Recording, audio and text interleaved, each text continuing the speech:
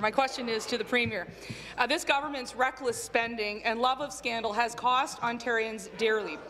They don't care. The Liberals simply do not care. If they cared, we wouldn't have 40% of children unable to access mental health treatment that they need. If they cared, we wouldn't have a 67% increase in hospitalizations for children with mental health disorders. If they cared, it wouldn't take 6 months to see a psychiatrist after a suicide attempt. Mr. Speaker, this government cares to claim only now, 15 years after the fact. Why didn't they care for the first 15? Mr. Speaker, and I'm sorry that the member opposite wasn't able to be at CAMH today, Mr. Speaker, when we made an announcement that addresses. Actually, I think it's the third point in her list. So, a plan to get the budget back to balance. We've done that. Match our commitment to get hydro rates down. Okay, we've reduced those, Mr. Speaker. And then she talks about scrapping cap and trade, providing tax relief. That means tax cutting. That means revenue cutting, Mr. Speaker. And then she says match our commitments on long-term care and mental health. So, Mr. Speaker, the member opposite, what their position is that they're going to cut and they're going to invest, Mr. Speaker. It doesn't work that way. We know what happens there is that there is simply cutting. What we announced this morning, Mr. Speaker, were investments that are going to relieve people who are dealing with mental health issues all over this province, Mr. Speaker, children, adults, in the north, in the south, in the east, and the west of this province, Mr. Speaker. A plan that has been put in place with advisors, patients, and families. Thank you. Supplementary. If the Premier... Seated, please.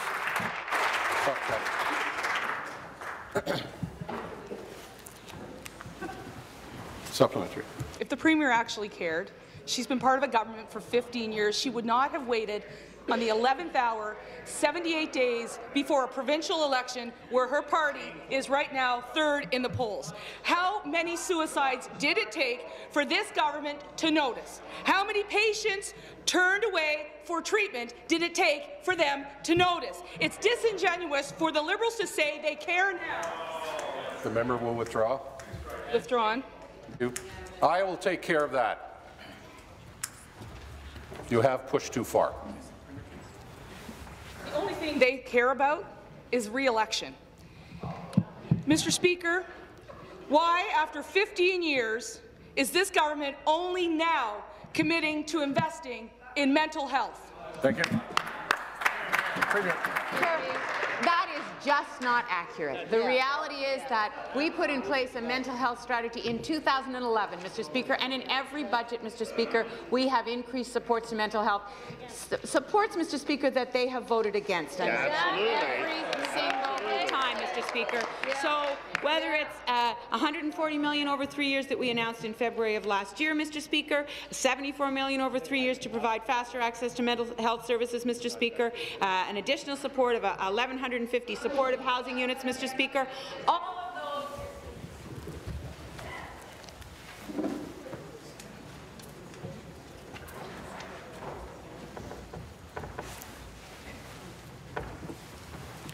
Premier. Mr. Speaker, in terms of mental health supports for children and youth, $100 million in new investments, Mr. Speaker, we put in place to put supports for young people across the province. Every single time they have voted against them, Mr. Speaker. We announced the largest investment in mental health in Canadian history, but that builds, Mr. Speaker, on supports we've been putting in place for years. Final supplementary. The reality is no one in this province believes them, and no one in this province believes they care about the issues outside of getting themselves re-elected. If this government cares... The Minister of Municipal Affairs is warned. The President of the Treasury Board is warned. The next thing after warning is naming. Finish, please. This government cared. They wouldn't have allowed a young man to be turned away from the doors at the urgent care department at St. Joe's. Just remember what one mental health care worker told the Finance Committee.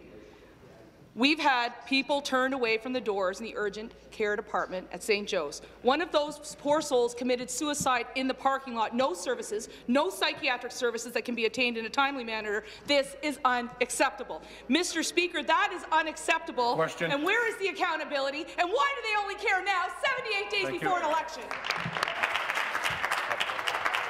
Be seated, please. Be seated, please.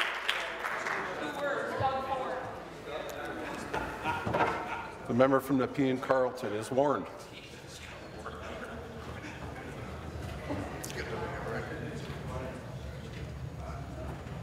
Premier.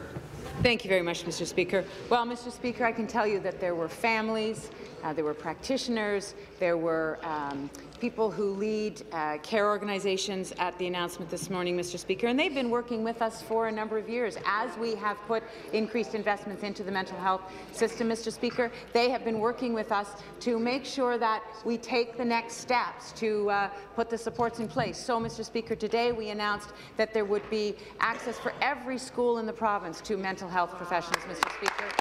We announced that there would be base increases to community agencies who deliver mental health services, Mr. Speaker.